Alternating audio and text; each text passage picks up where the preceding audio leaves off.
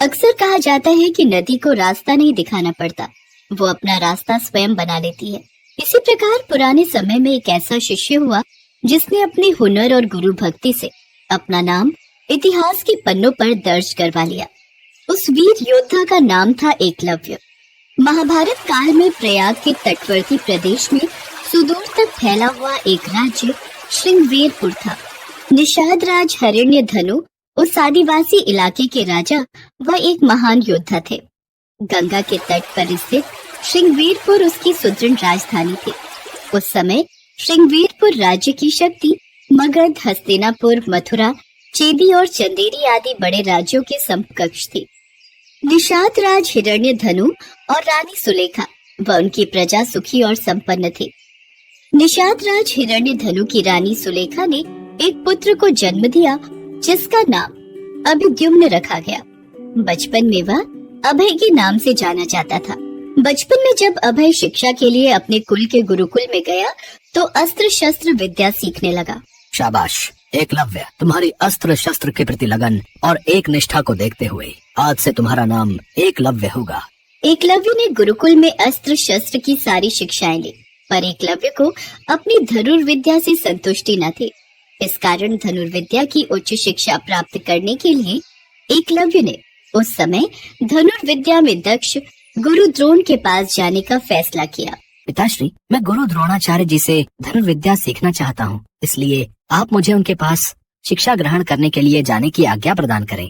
पुत्र एकलव्य, पर जहाँ तक मैं जानता हूँ गुरु द्रोणाचार्य केवल ब्राह्मण तथा क्षत्रिय वर्ग को ही शिक्षा देते हैं। मुझे नहीं लगता कि वे तुम्हें शिक्षा देने के लिए मानेंगे भी या नहीं।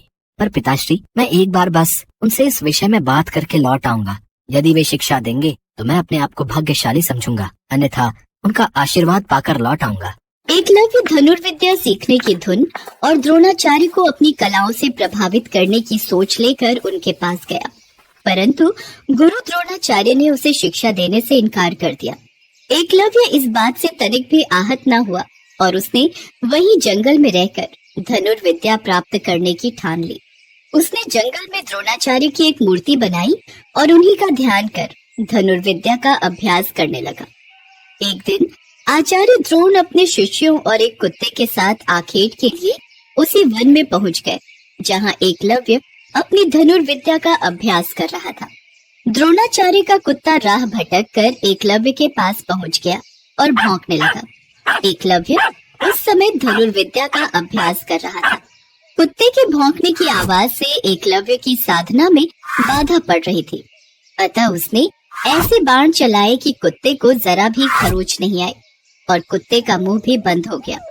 एकलव्य ने इस कौशल से बाण चलाए थे कि कुत्ते को किसी प्रकार की चोट नहीं लगी और अपने बाणों से कुत्ते का मुंह भी बंद कर दिया।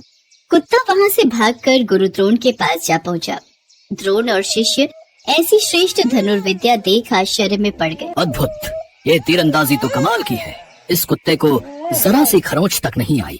इस वन में ऐसा धनुर्धर कौन है जिसमें ऐसी कुशलता है?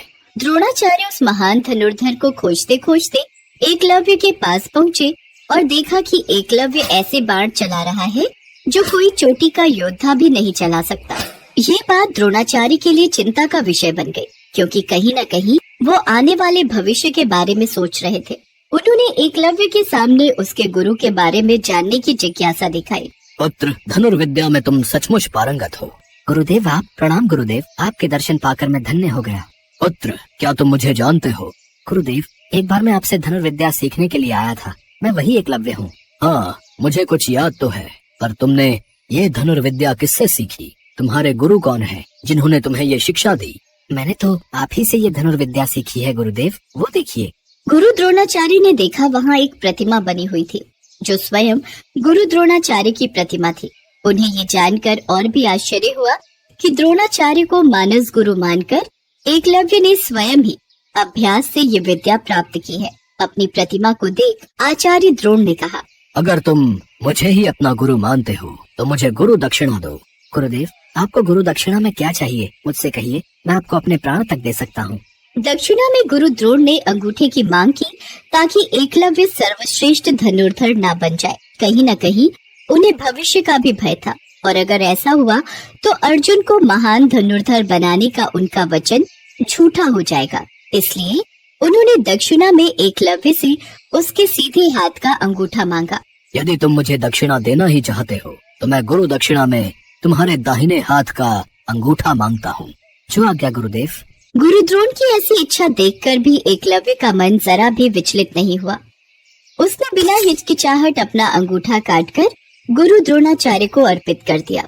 ये देखकर गुरु द्रोणाचार्य चकित रह गए और एकलव्य को आशीर्वाद देकर अपने शिष्यों के साथ वहां से वापस लौट गए। अंगूठा कट जाने के बाद एकलव्य ने तर्जनी और मध्यमा अंगुली का प्रयोग कर तीर चलाने का अभ्यास किया। यहीं से तीरंदाजी करने के आधुनिक तरीके का जन्म हुआ। अतः एकलव्य को आधुनिक तीरंदाजी का जनक कहना उचित होगा। निसंदेह यह बेहतर तरीका है और आजकल तीरंदाजी इसी तरह से होती है। बाद में एकलव्य श्रृंगवेर पर राज्य वापस आ गया और वहीं रहने लगा। पिता की मृत्यु के बाद वो वहां का शासक बन गया और अपने राज्य का संचालन कर एकलव्य ने निषाद भीलों की एक सशक्त सेना और नौसेना गठित कर ली और अपने राज्य की सीमाओं का विस्तार किया। निषाद वंश का राजा बनने के बाद एकलव्य ने जरासंध की सेना की तरफ से मथुरा पर आक्रमण कर यादव सेना का लगभग सफाया कर दिया था।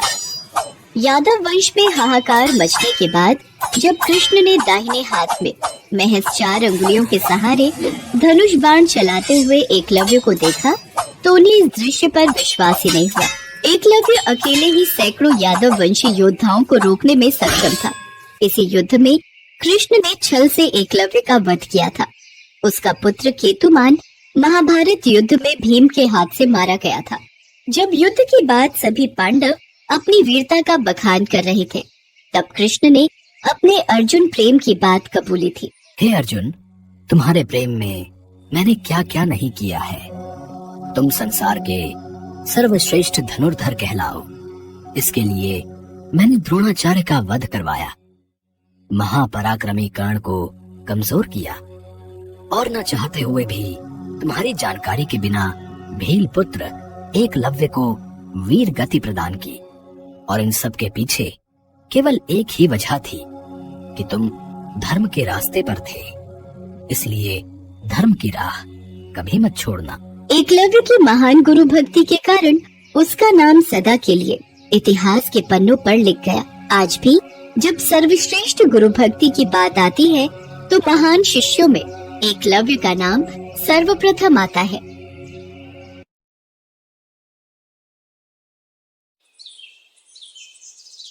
पौराणिक कथाओं के अनुसार भगवान राम ने त्रेता युग में सारे कार्य संपन्न कर लिए थे और उनकी सारी लीलाएं समाप्त हो चुकी थी। धरती पर उनके जीवन की अवधि भी समाप्त होने का समय आ चुका था।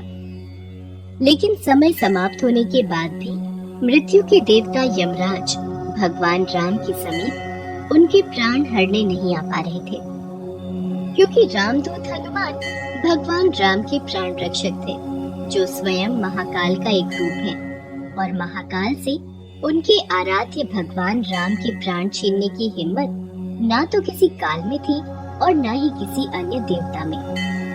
काल चक्र और समय चक्र को आगे बढ़ाने के लिए भगवान राम की मृत्यु होना जरूरी था।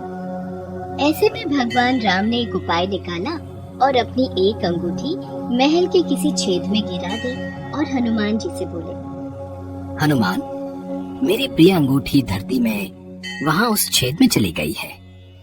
क्या तुम पाताल लोक से मेरी अंगूठी ढूंढ कर ला सकते हो? प्रभु, बस इतनी सी बात। मैं अभी जाता हूँ और शीघ्र ही आपकी अंगूठी लेकर आता हूँ। हनुमान जी अंगूठी ढूंढने पाताल लोक में चले गए। वो अंगूठी को पकड़ने जाते और वो और नीचे चली जाती। हनुमान जी पाताल लोक में पहुँचे।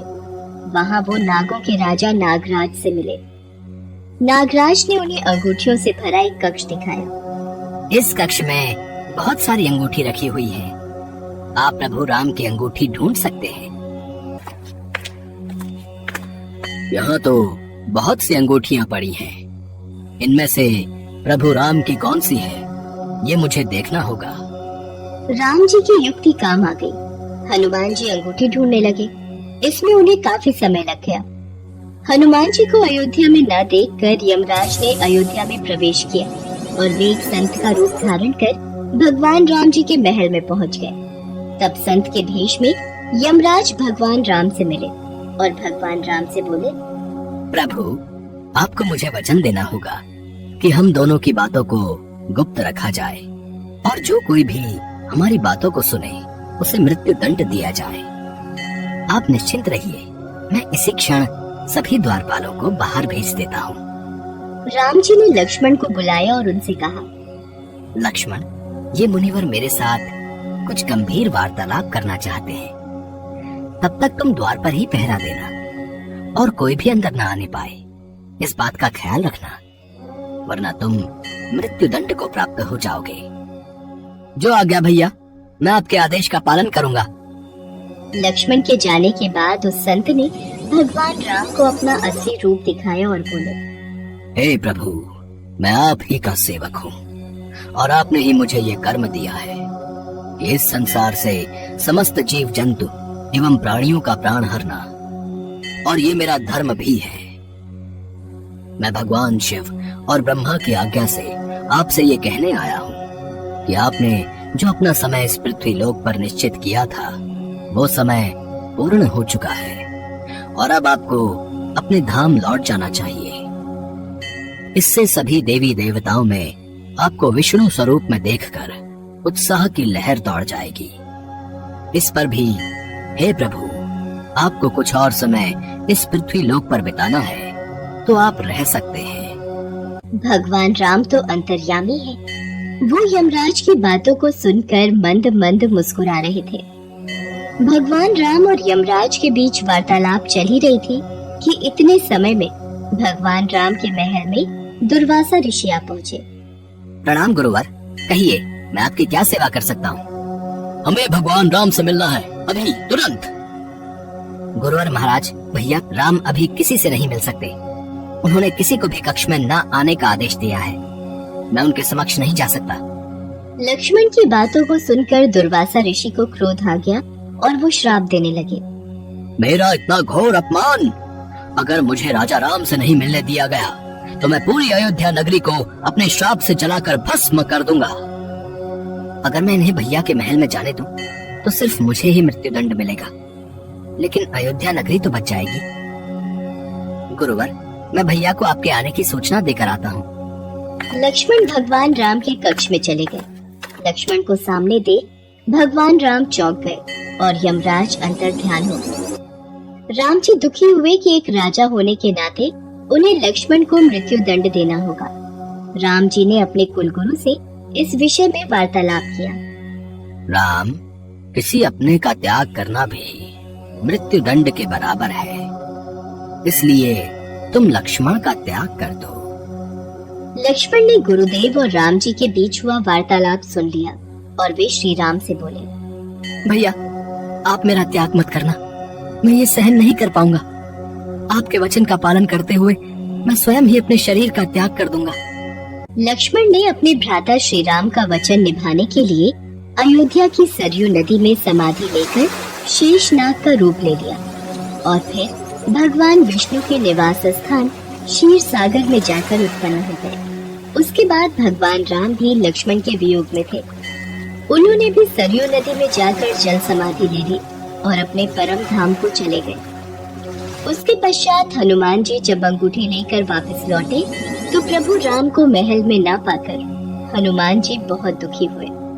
प्रभु, आपने जानबूझकर मुझे पाताल लोक में भेजा था ताकि मैं आपको रोक ना सकूं।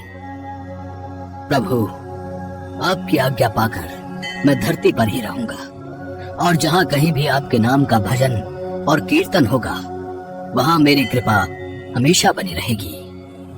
हनुमान जी को भगवान राम जी से अमरता का वरदान प्राप्त है। इसीलिए कहते हैं कि आज भी जहाँ कहीं पर भी भगवान राम के नाम का भजन कीर्तन होता है, वहाँ हनुमान जी अवश्य आते हैं और भक्तों को अपना आशीर्वाद देते हैं।